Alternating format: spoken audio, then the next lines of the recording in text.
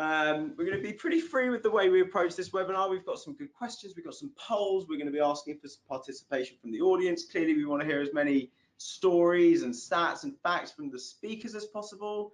There's been a little bit of pre-webinar, let's say, jostling. That's right. Stats and facts. Stats and facts. Who's made notes? Who hasn't made notes? Who's done the research? Who hasn't? Some of us have got pens. Some of us have got pieces of paper. We'll see how it all plays out. But before we go any further, let's get to know who we're here with, right? So we'll introduce the panel first, and then I'll try and keep my introduction to no more than 20 to 25 minutes. Just a joke. Okay, let's go from left of the screen to right, but right of the panel to left, and then we'll just see what happens. Claire, would you mind telling the world a little bit about who you are, what you do, why you care about women in technology? Sure. So I'm Claire. I'm the business editor at Computer Weekly, and some of my main things that I write about are skills in the tech industry and then diversity in the technology industry. It's something that I've been interested in for a long time, mainly because I went to university to study computer science with the intention of getting a technical role, and then afterwards decided that I would probably end up very, very sad if I actually did that. Sure. So yeah, I'm one of those people. I'm one of those people that drops out of the technology industry after deciding it's not for them. So I'm exactly the person that the tech industry is trying to retain and failing. So that's why I'm interested. And we'll definitely pick up on obviously education. Clearly that's a big part of why us as an apprenticeship business, or me as someone that works in apprenticeship business, care particularly about that, because we think that maybe apprenticeships could be an exciting kind of approach to trying to broach this at a very grassroots level, but having someone that's been through the kind of creme de la creme of the cert, so go through the university course, do computer science, and still then decide it's not for them is really interesting. So we'll come back to that for sure. And now the middle of the screen, the middle of the panel, driving the ship. We won't go into that. Driving the ship, we've got the wonderful Rachel. Rachel, do you mind just giving a little bit of an overview of who you are? Yeah, for sure. So I'm Rachel Burnham. I'm a portfolio impact manager at Blenheim Chalcot, which is probably one of the most meaningless job titles that there are. But Blenheim Chalcot is the UK's largest venture builder. So we've built 40 companies over 20 years. And within that, my role is to explore how we could build new companies in health tech. And also I head up our central marketing and go-to-market teams as well. I feel like, compared to you actually, Claire, I'm a bit of a fraud woman in tech, or I'm a brand new woman in tech. So as opposed to you who went down the traditional, I'm going to work in tech journey, and then for the reasons that we'll probably come on to, decided it wasn't going to make you happy. Mm-hmm. I worked in the civil service, I worked in government, I worked in consultancy, I worked most recently in the NHS, and then I realised that to succeed in those industries in the future, it would be really helpful to get experience in tech. Sure. And so quite recently I've moved to this role, so I think it'll be interesting to come at it from different angles. Yeah, that's cool. Brilliant. And then the short kind of version of my introduction, because I'm playing this dual role here of being a bit of a host, but also kind of part of the panel. Thank you for including me. So I grew up working in a services business that served the technology industry, and particularly in the space of kind of staffing and recruitment and skills outsourcing and that kind of thing. And Claire and I got to work together for a few years doing big study on diversity, a big study on women in technology, which we ran for I think 4 or 5 years, but actually we ran for but it's still running, right? And that's part of, we'll talk a bit about that today, so you can all find out more. Today's actually secretly an incredibly important day for Claire, because we're launching the next big piece of work that Computer Weekly are doing, so we'll talk about that as well. But enough about what we will talk about. Let's talk about it instead of introducing it. So just for those of you that weren't aware, we are currently right in the middle of London Tech Week. Mm-hmm. Just a bit of information on your screens there about London Tech Week, which I won't read through in huge detail, but essentially it's a series of events all across the city. And if you're looking for a bit more information, if this acts as a kind of appetite stimulator for more open and exciting discussions, then check www.londontechweek.com. I've got into just a side note here. I've got into a really bad habit of saying www. Which is the sign of someone that doesn't work in. Yeah, that's so old-fashioned, isn't it? It's like literally like HTTPS. / W. So anyway, we'll just breeze past that. So if we could just move the slide on a little bit, I just want to start by just giving a bit of an overview of the technology landscape today. So just a few facts that should stimulate some thought. Technology as an industry is growing quicker than the rest of the economy by a factor of 2.5 times. 4 years consecutively, digital has outperformed the non-digital sectors in the country. There's 85,000 more digital and technology jobs in the UK compared to 2 years ago, so huge growth in an otherwise relatively flat economy. And 2 times as many UK technology businesses are growing twice as fast. So by all accounts, it's a very exciting place to be. But before we go any further, and this is almost, we'll just keep the slide where it is, I think, because it's kind of about the technology industry. I think it's difficult to have this conversation without wondering whether or not technology is in fact an industry. Is it a sector? I think the words industry and sector are interchangeable, so let's kind of treat those as one. Is that fair? We don't have a dictionary, so let's just say that's how it is. Let's go with it. So we make the rules. Yeah. Question 1, and I think we'll go to Rachel first because Claire did the first intro. Do you think that technology is an industry, is a sector, or do you think that technology is a kind of a function that exists now within every industry in the world? I think the latter, actually, and I've recently done that conversion in terms of my thinking. Right. So previously, I think I had a few friends who worked at Google. I thought that they worked in the tech industry. It was quite separate. I was going to have to fly to San Francisco and see how it worked. Yep. I worked in inverted commas, more serious, proper jobs in terms of government or in terms of consultancy or different industries. And actually, what I've realised is the future of every industry is underpinned by technology and digital trends and digital enablers. And it's a fundamental part of every industry, if that's the word that we're using. So I think I've kind of gone through that shift. And what if it's like a software? What's a company that builds software?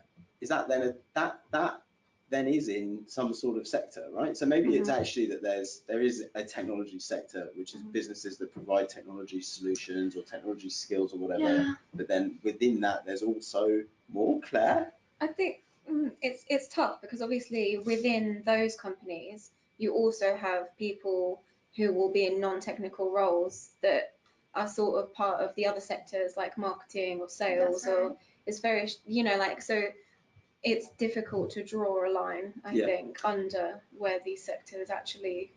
Yeah, completely agree. And even then, just to go back to me, let's do that. But even then, the marker of successful organisations in those types of organisations where, okay, they're formally a tech company, is that they understand the industries that they're selling to or that they're working with really in depth. And that's what we're starting to see is marking out successful businesses versus those that are perhaps lagging behind. So I think that even then you wouldn't say, well, we're pure tech, anyone can buy our services, it's SaaS or it's whatever. Actually, if you understand the industries that you're partnering with, it helps you to succeed more. So I see what you mean. So if it's so if they're kind of providing services to a specific sort of company, that in some ways they're part actually of that industry as well, or they should look to be seen as that as well, to be understood. Yeah.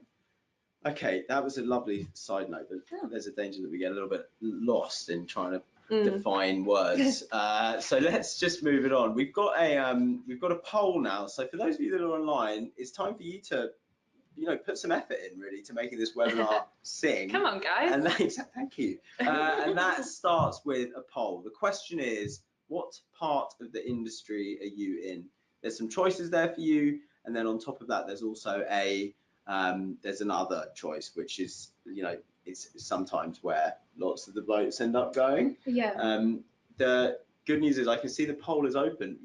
You won't know this, but we've got a screen here that's giving us some insights. It's like being at NASA. The screen gives so many different insights at once. Almost more insights than we need. is that the? Are you seeing the pink bar? Yeah, that's the other. That's the other. Can you not see that? Got my glasses on. I can see there is colour over there. I can't see the words.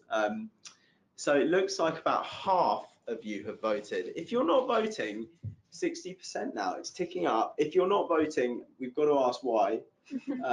But we're kind of conscious that you can't answer that. So let's get some early results in now. It looks like the vast majority of people are clicking other, which I suppose is probably a useful learning for us, that maybe we haven't given enough choices or exactly the right choices. Well, it sort of matches up with what we were just talking about as well. You know, how can you define these industries? Yeah, you know? Exactly. I couldn't agree more. For those of you that are feeling, yeah, we'll close the poll. I think we'll close the poll now. It looks like we've got the majority of your votes in.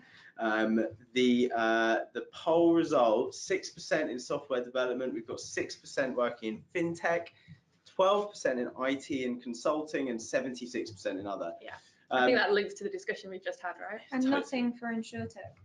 Nothing for insurtech, yeah. I think probably the thing that we'll move on with now is, instead of talking about the technology industry as businesses that just do technology, or instead of talking about just technology roles, I think let's try and get back into let's put it all together, broaden it right out. So this is now everything from digital marketing, where we're using technology day to day, all the way through to full-blown software engineers or algorithm developers or whatever, right? So we'll go from the kind of what we think the lightest bits of technology might be, all the way through to some of the most kind of hardcore stuff. I suppose that before we get into how we go about talking to young people or whoever about technology, let's just try and answer the question: why would we work in tech? What is it about tech that is attractive? Claire? I actually kind of think that it's just necessary now, because everything is going to involve tech. Like you say, it's going to become a part of every single sector. You have to have skills in digital to get by in the world today. You know, smartphones, websites. When was the last time that you know, like, didn't do something online if you could, you know? So it isn't actually necessarily why would you work in tech, it's that we all are going to end up having to have those skills anyway. Yeah, and if we just, because you've got such a kind of interesting personal point of view of this, right? If we go back to, you know, whenever it was, aged 16, 17 probably, when you started to go, or maybe younger even, when you started to think, maybe it's technology for me, maybe it's computer science at university. Firstly, how old were you? And secondly, what at that point was attracting you to it? Right, so I think mainly it was that my dad has always worked in IT. So he had me, you know, like opening up PCs from a young age. Like, I had a network in my house from when I was, you know, like about 11 or 12, and when I told my IT teacher, she actually laughed in my face as if I didn't know what I was talking about. She was like, okay, dear. And I was like, no, seriously, we have a network in our loft. And so it just seemed natural to me. It just seemed like something that I felt like I could do. It was something that I grew up with, and I never thought that it would end up not being for me. I did have a bit of an existential crisis about it during my A-levels, when I was like, do I go down one path or the other? And I ended up in tech because I felt like I was good at it and it made me comfortable. Yeah. Okay. And then if we try and identify the moment that you went, wow, no way. Yeah. Some of the things that clearly you remember clearly being factors. What kind of stuff came up? I remember being in one of the Java classes, so where they were teaching us, you know, like software engineering languages, and we were trying to learn Java. And I remember asking the tutor to explain something, and he explained it once, and his breath really smelled like coffee, and I did not like that. Really conscious now. I've just had coffee. Yeah, I've got All just drunk coffee, so this we're sitting very close together. Yeah, and he explained it once and I still didn't understand it. So I said, can you explain it again? And then he did, and I still didn't understand it. And I just felt stupid. So I just was like, okay, thanks. I never went back to the class again. I basically got my two housemates to help me, and then just sort of learnt it over the summer type thing. Sure. Okay, so that was kind of a key thing, right? Is that not quite enough support? Yeah.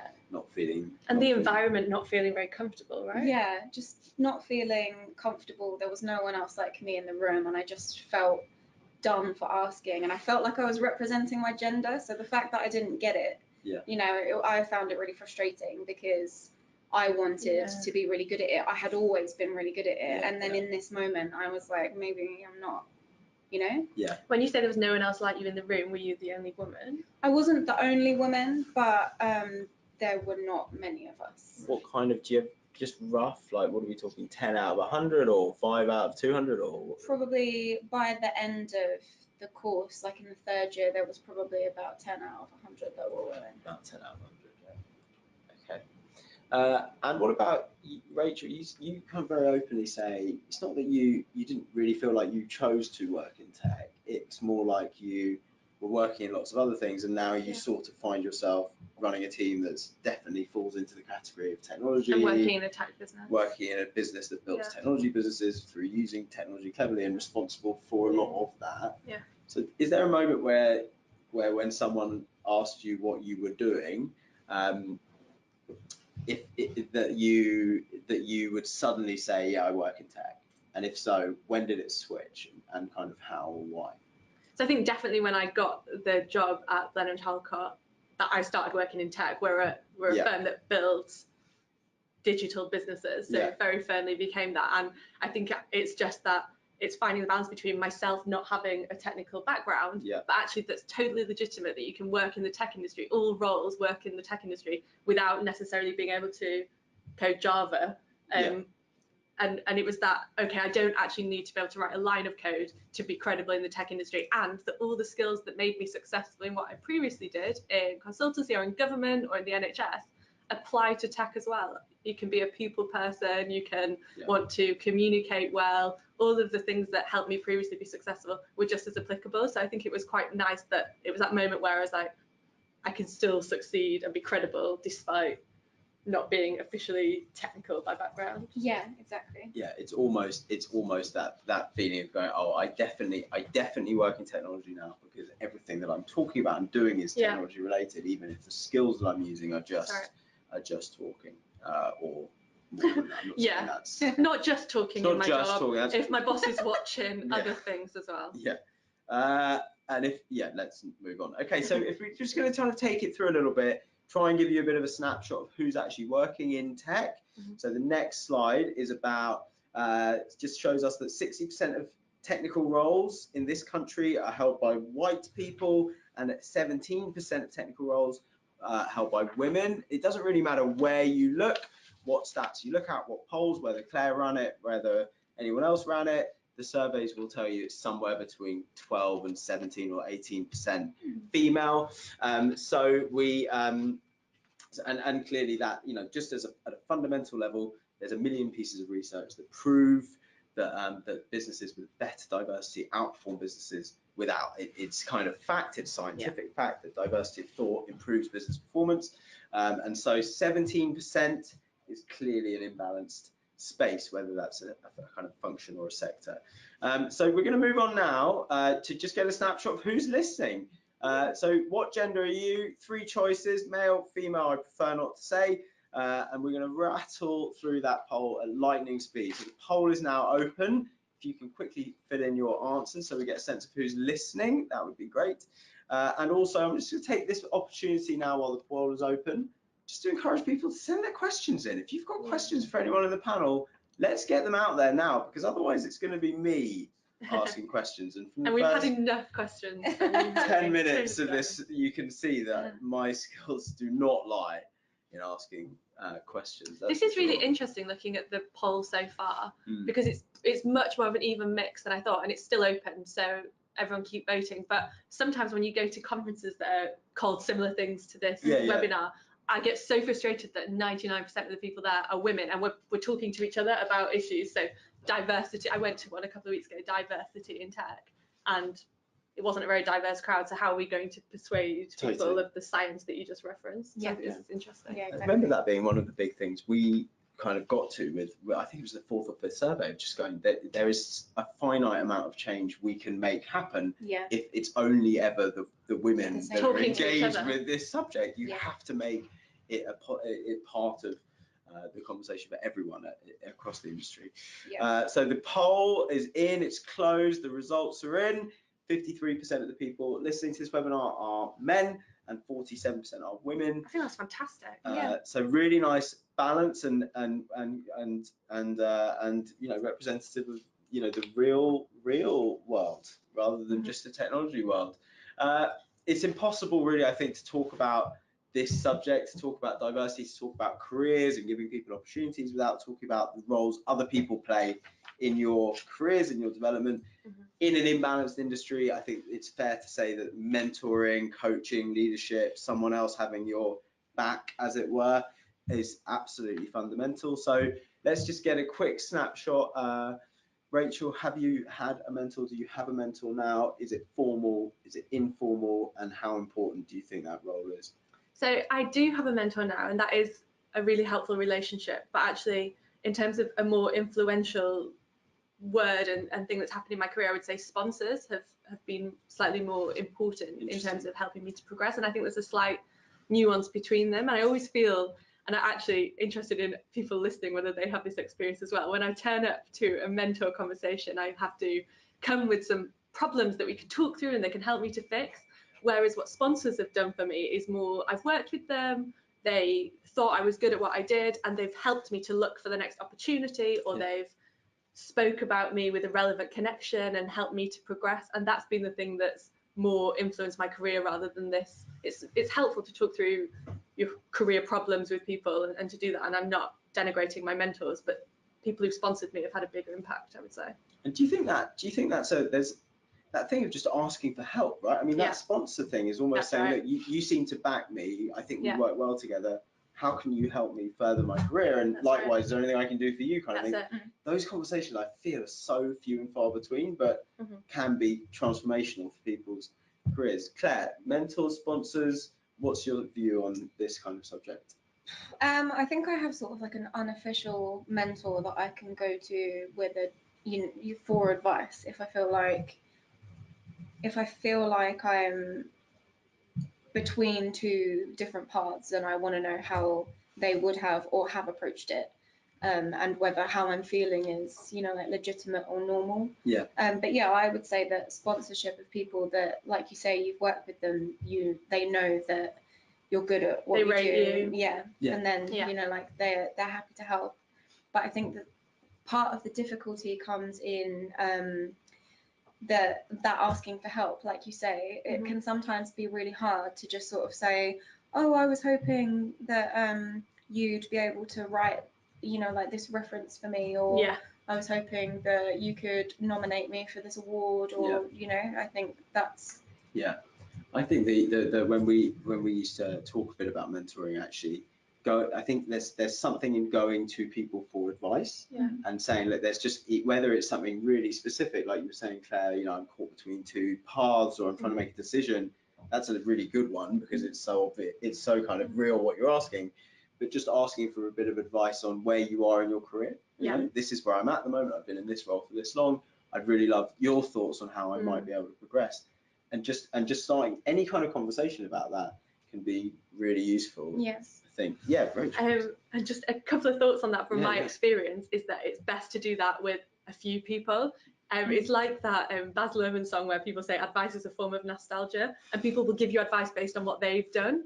And so it's quite good to speak to a couple of people, or 3 or 4, and generally they'll all have slightly different takes on it, and there'll be a recurring theme. And you're like, okay, well, that's the true feedback. And I guess as well, something that I've found quite helpful in my career today is not to have formal mentors or sponsors, but instead to pick people that I can observe and think, yeah, I'd like to be like you, and I'm going to learn from you, and they might not even be aware that I'm doing it. But there was a chief exec I used to work with, and she was fantastic, and I thought, I'm just going to observe how you operate and learn from it. And she would never have considered herself to be my sponsor or my mentor, but actually I could recognize that in the future I might be someone like her, and I just Totally. It's just kind of very informal. Learning, just the odd picking someone that resonates with you and learning from them, because not all leaders will be in your style. Some will be someone you could never be. Yeah. I think that's so right. And just as you know, if there was one kind of takeaway action for the people listening, if you are in the situation where you think, God, I really benefit from someone else's view, I think that the top tip for people is almost anyone will give you half an hour of advice. And that is literally kind of everyone from the people that run Blenheim Chalcot, the chief editor at Computer Weekly, business editor. Or the editor in chief would probably give you half an hour, even if you'd never met him before. People are really generous with their time. If you position it as, I'm just looking for some advice, I really appreciate your time. Almost everyone will give you half an hour, I think. So go for it and be ambitious with who you ask. And then just a few stats on the impact of mentoring, just to kind of prove that what we're saying is true or close to true. 97% of those with a mentor say it's valuable. 55% believe it helps them succeed. 67% of businesses are reported to increase their productivity if they've got a mentoring program in place, which makes complete sense. And I'm sure that improves all sorts of things like retention and engagement with the brand and all that kind of stuff. If it's okay, I think we'll skip through the next slide because we've kind of covered that, right? I hope everyone agrees. We've talked about whether or not mentors benefit us and how. And now let's get into some of the meat of it. Early careers, career progression. If we move straight into the first question, we've got kind of what influenced your early career progression. In a true kind of narcissistic way, I'll answer this. I'm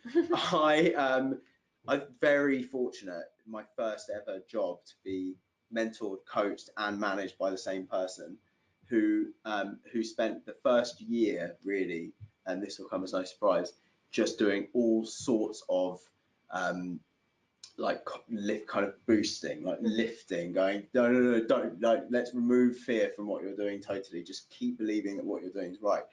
What I was doing is lots of frontline sales, lots of kind of quite scary seeming stuff. But now when I look back on it and when I work with people in this business, the importance of saying well done, the importance of going, you're doing a good job, keep doing it, you're trying hard, you're on time every day. Actually, in those early stages, those basics are worth. Not even in the early stages, even at this stage, someone to say well done when you've tried hard is still really important. You need it, right? We feed off it, and I think there's such a I think maybe even more in the early stages that and maybe even more in Britain. We're so bad at saying well done, giving someone a pat on the back, and I think that applies for men as much as it does for women. Do you have people? When was the last time someone said well done to you, Claire? And how important is it to you in your career? That's an interesting question. My boss is actually really good at telling me when he thinks I've done a good job. But I think that that's because it is really important to me to know when I've done well. And when I started at Computer Weekly, I didn't have a lot of confidence in myself or that I could even do the job. So I think that he recognised that in me, and that's why he gives me quite a lot of encouragement. Yeah.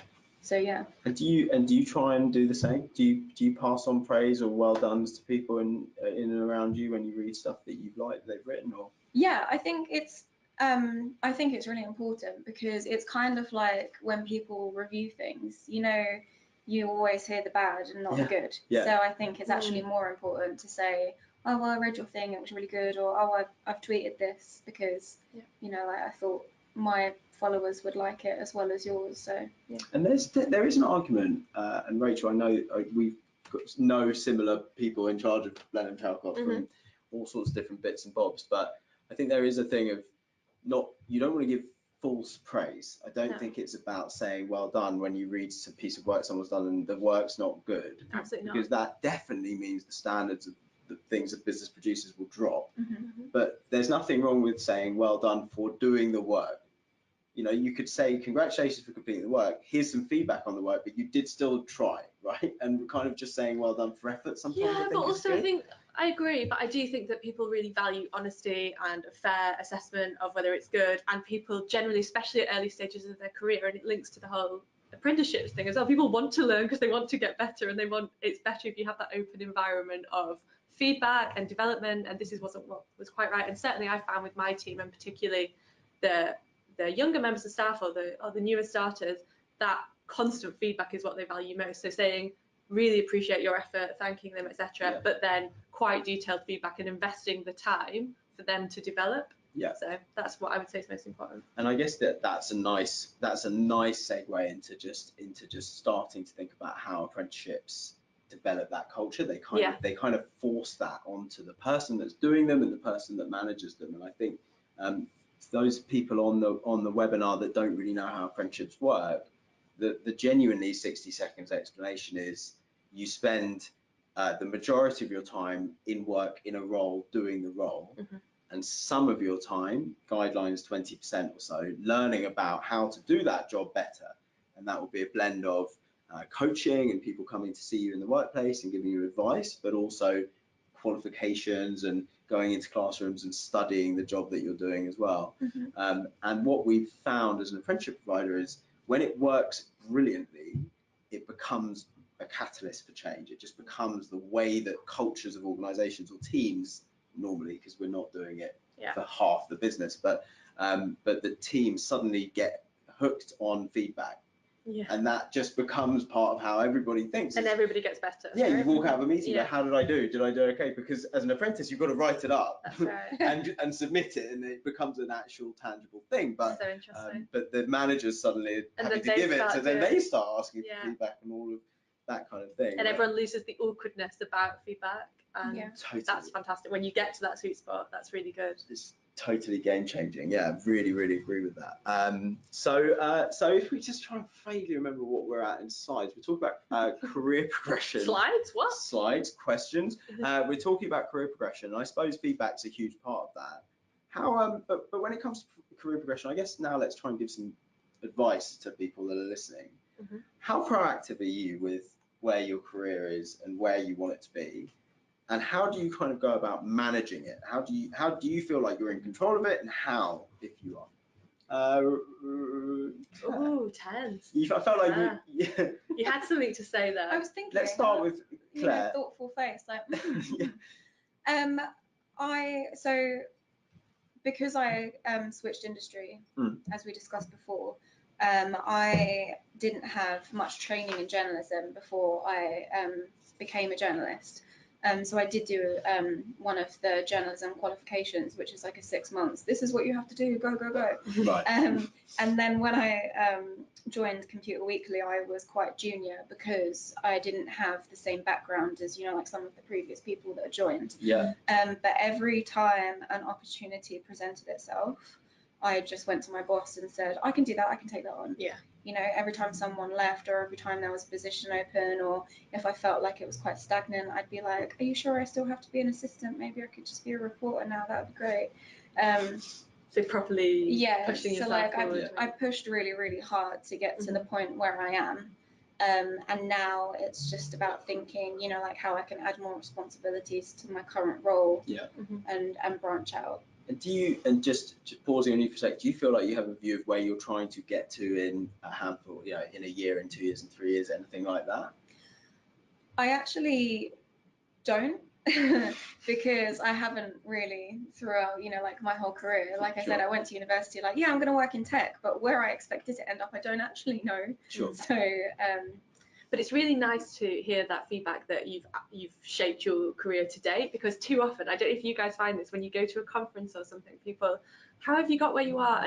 And particularly women, or particularly minorities, tend to say luck, and that really annoys me, because it's not luck. It's been hard work, it's been graft, it's been building trust, and it's not just that you were in the right place at the right time, it's that you were also the right person with the right skills. So it's quite nice to hear you own that and say, no, I've shaped this and I've worked hard to get where I am. It's refreshing. Yay. I think that being upfront with the people that can influence your career about what you want from it, that really is helps. So important, and knowing that there's someone else out there that knows what you're trying to do. I think that sometimes you get frustrations in discussions about careers, because the person who wants to develop their career really quickly or push themselves really hard thinks about that all the time and thinks about how frustrated they are that they're not progressing fast enough. Every day, every tube journey to and from work, they're frustrated. They think about it and they have a conversation with themselves. But the kind of it's so important that people tell you, right, or tell you if they report into you, or you tell them if you report into them. Just so you know, in the next 12 months, I'm trying to get here. I want to be earning this. In 3 years, I want to be here. I want to be earning this. Is that possible? Great. What do we need to do to get there? Great. We're in it together. Yeah, great. And then it's kind of real. That's right. But also, at the times where you say, well, actually, no, for right now, I'm happy for the next 12 months. I'm good. And that's fine as well. Like if you've got to somewhere and you feel like you just want the steady ship for a while, you might have got something else going on in your life, whatever. Absolutely. Then let's have that conversation. Let's be honest as well. We're not constantly always on this like Mount Everest upwards. Must earn more, must do more, must have more responsibility. Yeah, and there's no shame as well in while you're in that, like that period of stability, should we call it, to just improve what you're doing. You know? If you're gonna stay, like where you are in the position that you are for the next year, then be the best at it. Yeah. Yeah, 100%. So career progression, don't force it if you don't feel it, but also try to share a little bit of how you're feeling with people that can help. A bit like sponsors, a bit like mentoring. General kind of theme that's coming out here really is be open, talk about where you're at with people that you trust and that may or may not be able to help. So we've got a poll. We've got another poll. Fantastic. If this webinar wasn't dense enough with content, it's like Eurovision. It's like Eurovision. So do you feel like you're in control of your career progression? The poll is now open. So get voting. And a reminder again, there's been a few questions come in that we're hearing, but there's room for more questions because within the next 5 minutes or so, we're going to start answering them. Or trying to. Or start pretending, you guys get the point. Okay, do you feel in control of your own career progression? Rachel, I feel like your eyes are better than mine. Early results, Pressure, it's because I've got my glasses on. Are you seeing what that's saying? That there's one that appears to be yes. I feel supported to attain the program, and then it tells off. So 71% are saying yes, I feel supported to something. 0% are saying yes, I decide my own path. 13% are saying I'm unsure, and let's assume that the rest of them are saying no, I don't feel in control. So we've kind of got degrees of yeses and nos, right? We've got super duper 100% I'm in control, a little bit less than that, I'm not sure, no, and absolutely not. So that 71% are saying, yeah, I'm in control, but also I'm supported by others, right? Yeah. Which is in line with what we've been discussing. Yeah. You can definitely shape your own path and influence it, but also you're not doing that on your own. You can basically never do that on your own, right? Unless you're a one-man or woman business that is. Even then, you need contacts buys its and own products or something. Yeah, exactly. Just a tiny supply chain. Yeah. No. Exactly. I'm a business of one with one customer. Okay, the poll is closed and we're producing the results now. Slightly changed a little bit, but quite good, I think, really, to see that 69-70% feel like they have some control. Yeah, it's the 6% of people who say, no, I feel like I lack the confidence, which is the shame. Like, it'd be good to hear questions from that 6% of people and talk about it and get in touch afterwards as well. I think we've got our contact details at the end. Yeah, we do. Yeah, absolutely. And I think just knowing that confidence is such a big part of this. I think that actually it's easy for the three of us who are comfortable enough in our own skin to be on a webinar and talking in front of people we don't know, but actually there are lots of people in the world and therefore in the workplace that putting your hand up and asking for help, or putting your hand up and asking for an open conversation is a really difficult thing, and really can be very challenging. So I wonder as well if that's, like confidence that you'd actually be able to do the job once you get there, because there's one thing to ask for more responsibility or a bigger role, and then there's actually doing it once you get it, so it could be confidence on like lots of different levels. Although I constantly reassure myself with that one that I just hope that people have the appropriate systems and interview processes and intelligence in place to give me a job that I can do. And I constantly tell my friends that when they feel like, I've been given this job and clearly someone must have made a mistake. It's imposter syndrome, isn't it? Like, have that to the max. They've given you that. Let's trust their seniority and intelligence. They're not taking a punt on their important business. You are good enough. Yeah. You were the best candidate. There was that. I think it was the Lord Davies report a few years ago now. Getting academic, Harry. Thank you. Yeah. Who said that the difference between men and women is that men will see a job advert with 10 essential requirements, have one of them and apply, and women will have 9 and not apply because they're missing the one. Yeah.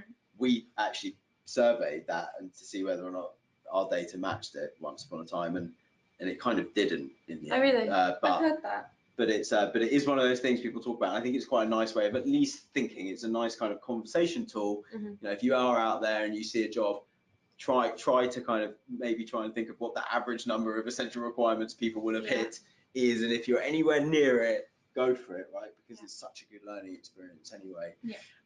Okay, so let's just talk a little bit about diversity and technology.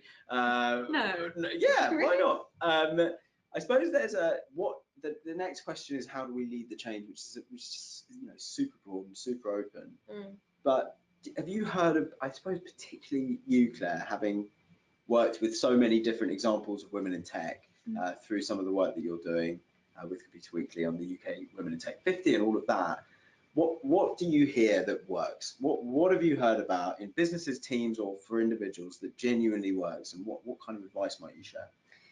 Yeah, it's obviously very, very hard, and I think that a lot of it is underpinned by the culture of the business. So I think that if you're hoping to attract and retain different kinds of people, the thing that you have to work on the most is the culture of the organization.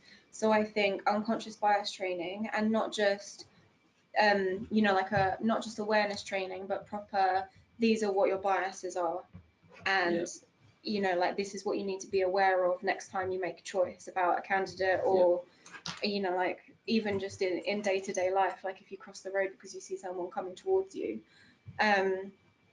So I think that that's really positive. There are a couple of initiatives, you know, that you can take part in to try and shift the dial. Quite a lot of them are sort of like networks so that you can feedback off of other companies that are doing it as well. Ones that have actual commitments that you have to, you know, like measurable commitments. Yeah, like the 30% club type thing. Yeah, because otherwise, you know, how are you measuring whether or not you're actually attaining these goals, you know? Yeah, it's not just conversation and like sharing the difficulties, but also literally aiming at kind of changing metrics. Yeah. Rachel, have you got any, you know, change leading things you've heard or things that you... So I think that we could, because it's a huge thing, there's loads to do, we could get overwhelmed, we could do nothing, right? There's actually some really small practical things that I have found have worked in my experience, or I've read about other people doing and thought, right, let's just do that. So interestingly, in my stats preparation for this webinar, I read a really interesting... That was showing off, right? Yeah, that felt like showing don't off. mind if I do.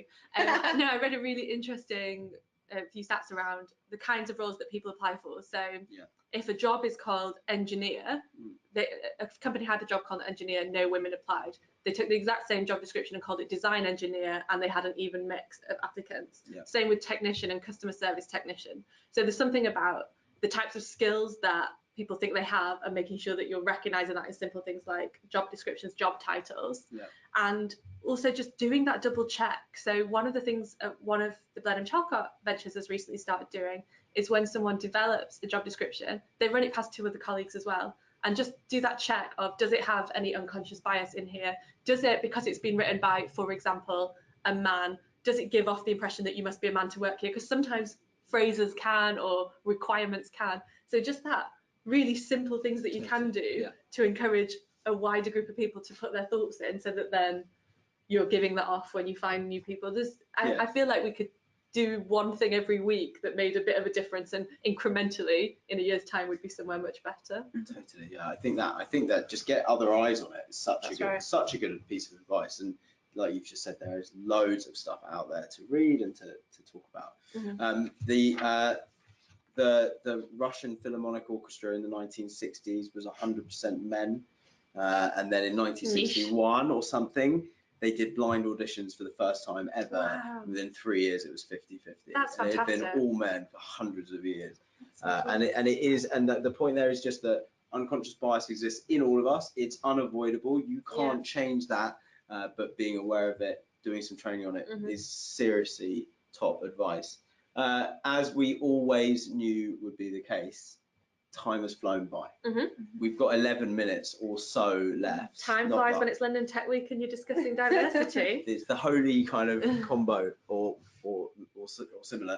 So let's actually move through these slides now, if that's okay, and start to just talk about some of the questions that have come up already. I'd like to hold on the future of tech slides, if that's cool.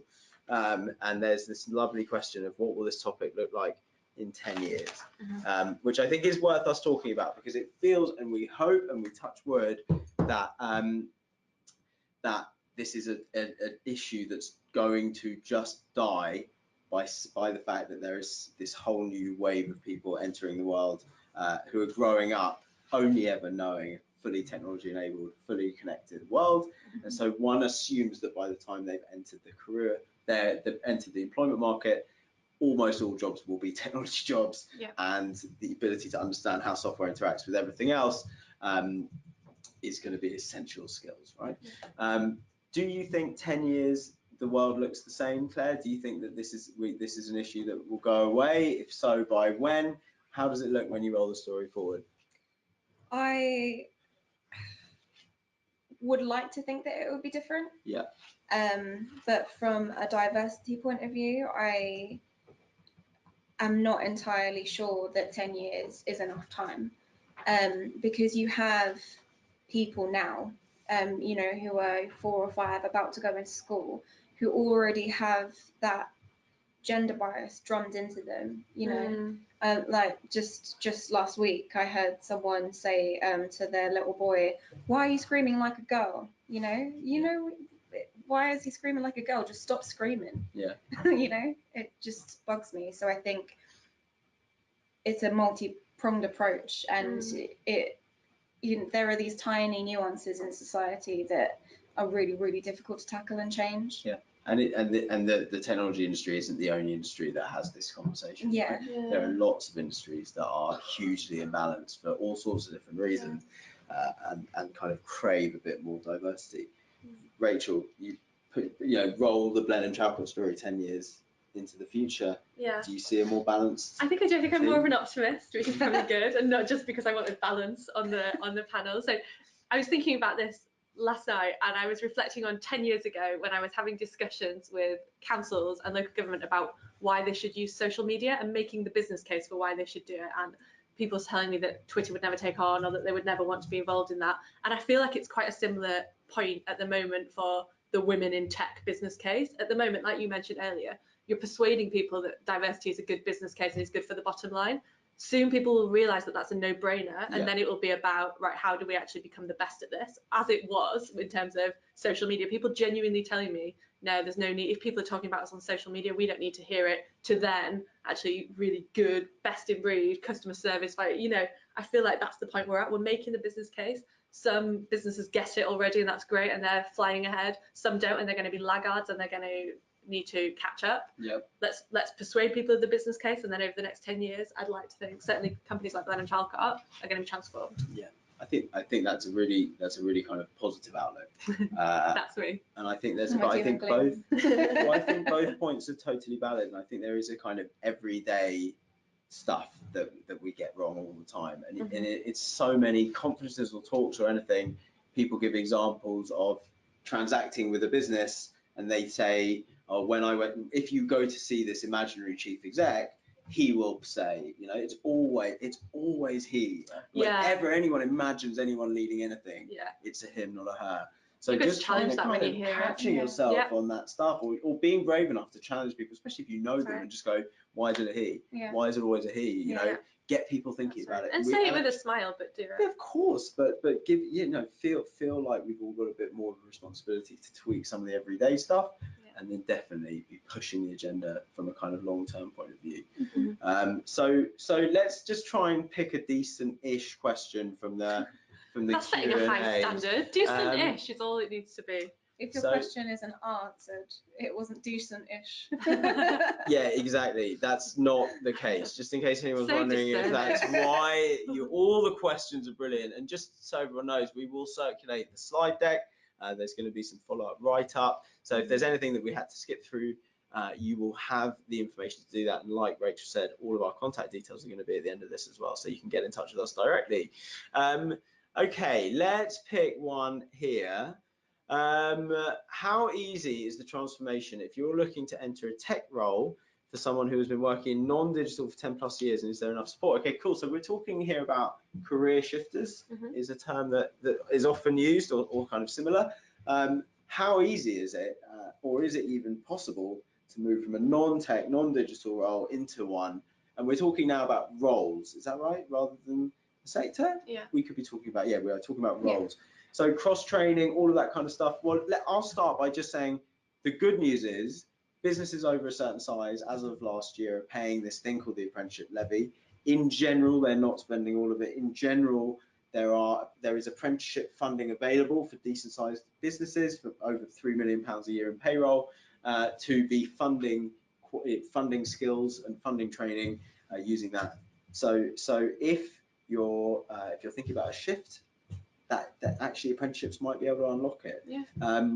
What do you think, Rachel? You made the shift. You now work in tech, but not in a tech role. Yeah. Have you got any experience? Have you seen anyone move from a non-tech role into something a bit more technical? I've seen people do it incrementally, so not necessarily 10+ years is something completely non-related, going to go be a hardcore developer, but instead, in any good company, you're being supported to develop all the time. You've got that development budget and that time. You might be interested in a specific set of technical skills. You can develop them. The next year, you might develop them more. You get some, the classic Google 20% of your time to do something you're really interested in. Yeah. Actually, you might.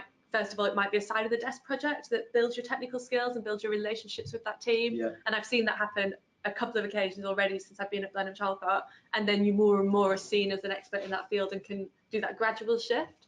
I guess I would be an example of someone who's moved from a non-tech industry and firm to a tech one, but I don't have the technical not into a specific technical role. That's right. And I think that possibly the best way to approach that is I've said, do it incrementally, build the right skills, build the right relationships, especially if it's a big firm, and then pick up some projects as you go and show that you're keen to learn. And maybe that if you're someone who's looking to move into a technical role, there'll be a reason.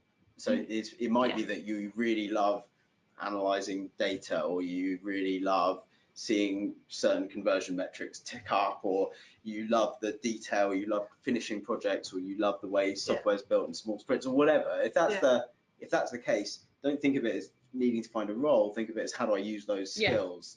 And right. I think people often mistake job descriptions for kind of lists of skills that they're not. Think about the skills needed and how you find an opportunity to practice those. Claire, anything from you on roles? I would just say that I've heard quite a lot of women in tech say that they fell into tech, so that it was something that they never intended. So it does happen quite a lot where women work in non-tech industries or non-tech roles, and then suddenly find themselves in, like a really technical organization doing things that they never thought that they would do. And I think if you do have that support from the rest of the company, it's not difficult to make the transition, as long as you feel like there's no fear in failure in the first, couple of months or something. Yeah, that you're supported to fail. Yeah. You do. And that's fine. And again, be upfront with people. If you're interviewing for a role and you one day aspire to be in a more technical one, you could even tell them at interview stage, say, I'm here, but one day I'd love to see what the opportunities are to move into that kind of team. Yeah. More open and honest conversations, the better. And I think that probably concludes today's webinar. Should we just try and pick one last kind of perfect sum up? Even if we just pretend that it's a question, so that I can know, we wouldn't do that. Rachel, what's the biggest challenge? Here we go. It's for you. It's been active directly at you, so no pressure. What's the single biggest challenge you face in moving into what you describe as the world of technology? What one thing has surprised you or challenged you the most? That's interesting. And actually, this is, considering I've been an optimist the whole way through the webinar, this is slightly sad. My most recent role, I was working in the NHS, and I think I took for granted it's predominantly a female industry, the NHS. It's a really caring industry, and I think I took for granted the shift in terms of I felt a little bit like I'd moved back in time. So I'd previously worked in large accountancy firms, I'd worked in consultancy, and I was used to quite a predominantly male environment, and I'd forgotten that. And then I came back into tech, and it's been getting used to that environment again, of the fact that it's not as equal as it could be, and that there are occasions where people don't behave as perfectly as we would want them to when you interact with them from other companies and things. And that was a bit of a surprise, actually, and it was a little bit like going 5 years back in time. Yeah. There was an interesting question that I saw, if you don't mind. Please, yeah, absolutely. It was about how to get more girls to pursue tech subjects in schools. And I think role models is a really important one, and then also making it extremely clear that tech isn't just coding or being a software engineer, because that was part of the reason that I panicked when I left university and then decided not to go into tech, is because all I could think was, I don't want to be a software engineer. I couldn't think of anything worse to do with my life. No offense. Exactly. But so if I'd have known that I could have been in, like so many different roles. And it's that you can't be what you can't see, and that's one of my favourite phrases. Let's highlight role models and highlight people who are doing it. Totally right. So look, there's a few bits to wrap up on just as we bring this to a close. I think firstly, the big question that we opened is, are apprenticeships, given the recent ginormous changes in legislation, is that an answer to the kind of the lack of women in technology? I think what we've heard today is it's a lot about culture. So lots of it's about the culture of mentoring, sponsoring, about learning on the job, getting continuous feedback, having mentors and support networks around you, and really that's some of the kind of fundamentals of what apprenticeships are. So given that they're now available to anyone of any age with any qualification, that there's some amazing technology and digital apprenticeships, which is really what Arch is famous for, that actually they could be a brilliant way of helping businesses transform their cultures and therefore make them more accessible places where learning, feedback, support, mentoring is all built into the fabric of how the world works for that business, rather than just a kind of bolt on. So I think they can be, but it's not a fix for tomorrow. And I think the fix for tomorrow, the thing that's definitely come out of this, is we all kind of have responsibility to if we think sponsorship and mentoring is important and we've got some, but we're not doing it for anyone else, then we should be wondering why, right? And actually offering some of this stuff to people off our own backs is probably a really nice way of doing it as well. So final thoughts from me is just to say thank you to you both so much for being here, for sharing such kind of honest thoughts on the subject, but more importantly than both of you, we've got to say thank you to everyone that watched, right? That is a thank you for being a part of our webinar. Thanks, guys. We will be picking up on this subject, maybe even with these panelists, within the next couple of months. So the final plea is get in touch, be in touch with us. Our contact details are there. Be in touch with Arch Apprenticeships, be in touch on the phone, send us an email, spam us, respond to the follow-up, comment on the blogs. You know how it works. But within strict GDPR guidelines. Our top tip from the person running this is make sure you are GDPR compliant. Thank you all very much for joining us. It's been an absolute pleasure from us. It's goodbye from Claire. Bye. It's goodbye from Rachel. Bye. And it's goodbye from Arch Apprentices. Thank you very much. Thanks, guys.